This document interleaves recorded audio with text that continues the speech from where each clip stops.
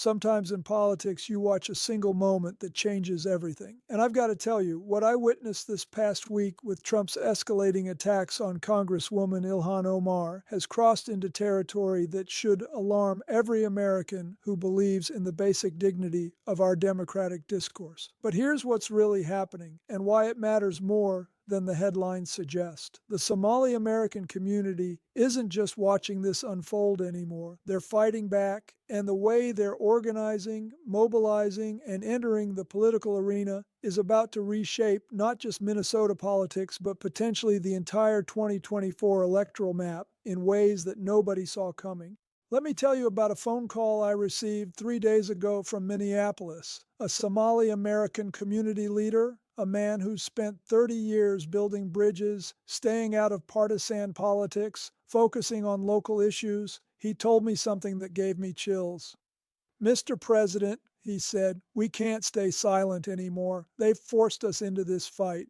What Trump has done with his latest barrage against Congresswoman Omar isn't just political theater. It's a calculated strategy to turn America's largest Somali-American community into a political weapon. But here's what he didn't count on. They're not backing down. They're organizing. And when a community of 87,000 people decides to become politically active all at once, it creates waves you can feel across the entire country." The escalation began 2 weeks ago when Trump held a rally in Iowa and spent 12 minutes, 12 full minutes, attacking Omar by name, questioning her loyalty, calling her ungrateful, and suggesting she should go back to Somalia.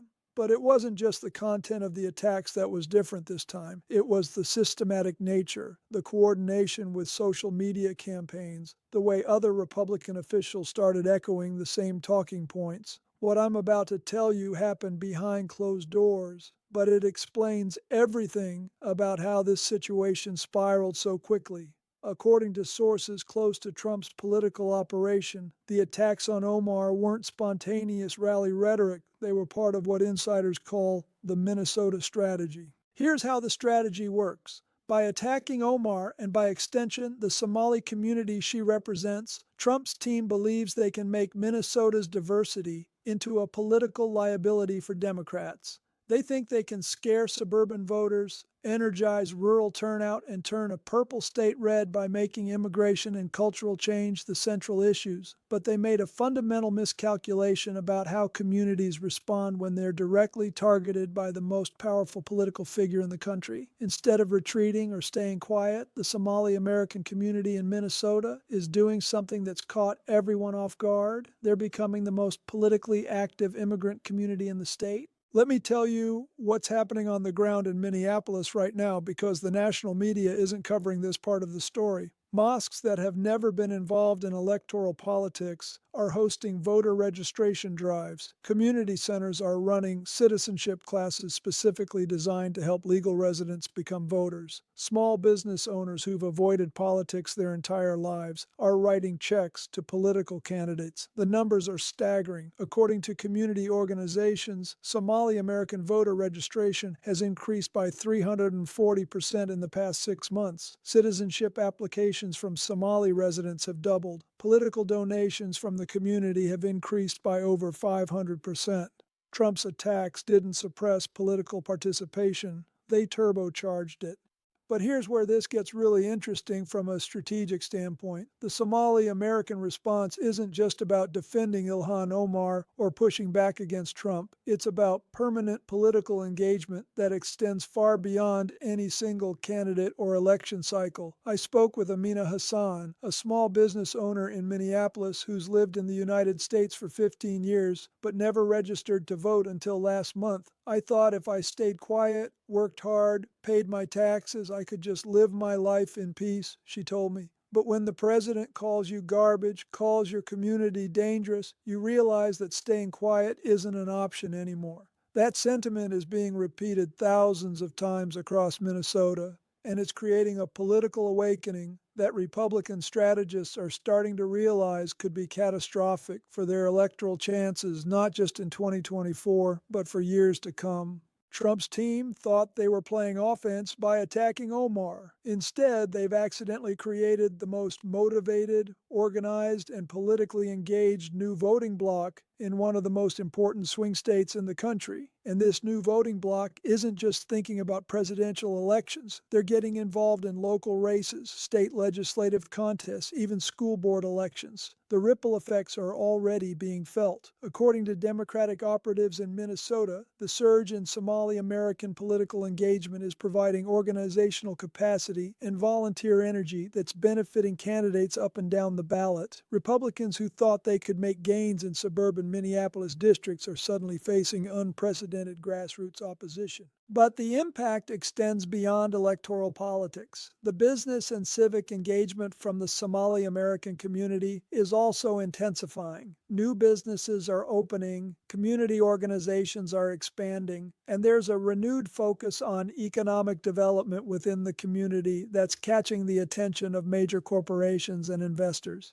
Here's something that should worry Republican strategists. The Minnesota model is starting to spread to other states with significant Somali-American populations. Communities in Ohio, Washington, and Maine are watching what's happening in Minneapolis and beginning their own political mobilization efforts. What we're witnessing is a classic example of political backlash effects. When you attack a community directly and repeatedly, you don't just anger that community, you energize them. You turn people who were politically passive into political activists. You create lasting organizational capacity that outlives any single political moment. I've seen this pattern before. The attacks on Latino communities in the 1990s led to massive increases in Hispanic political participation that reshaped states like California, Nevada, and Colorado. The targeting of Muslim Americans after 9/11 eventually led to the election of the first Muslim members of Congress. Communities that feel under attack don't disappear, they organize. Trump's escalating rhetoric against Omar is also creating uncomfortable moments for other Republican officials.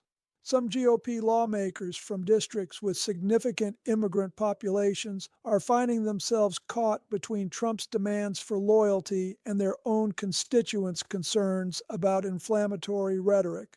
Representative Tom Emmer from Minnesota, for example, has tried to distance himself from Trump's most provocative statements while still maintaining party unity. But that balancing act is becoming increasingly difficult as Trump's attacks become more personal and more frequent. The international implications are significant too. Somalia's government has formally protested Trump's characterizations of Somali-Americans as disloyal or dangerous. Other African nations are watching to see how the United States treats refugees and immigrants who've built successful communities.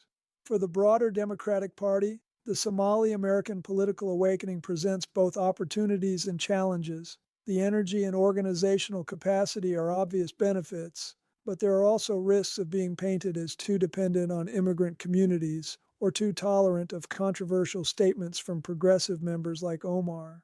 Looking ahead to 2024, the Minnesota situation could become a microcosm of national political dynamics. If Trump continues his attacks and the Somali-American community continues its political mobilization, Minnesota could shift from a purple swing state to a reliably blue state for the first time in decades. But the stakes go beyond electoral math. What's happening in Minnesota right now is a test of whether American democracy can handle direct attacks on specific ethnic and religious communities without those attacks backfiring on their perpetrators. The early evidence suggests that Trump's strategy is not just failing, it's creating exactly the kind of opposition he was trying to prevent. Instead of silencing or marginalizing the Somali-American community, he's made them into one of the most politically engaged communities in the country. Congresswoman Omar, for her part, has used the increased attention to expand her own political operation and fundraising capacity. Her ability to raise money nationally has increased dramatically as supporters respond to the attacks by opening their wallets.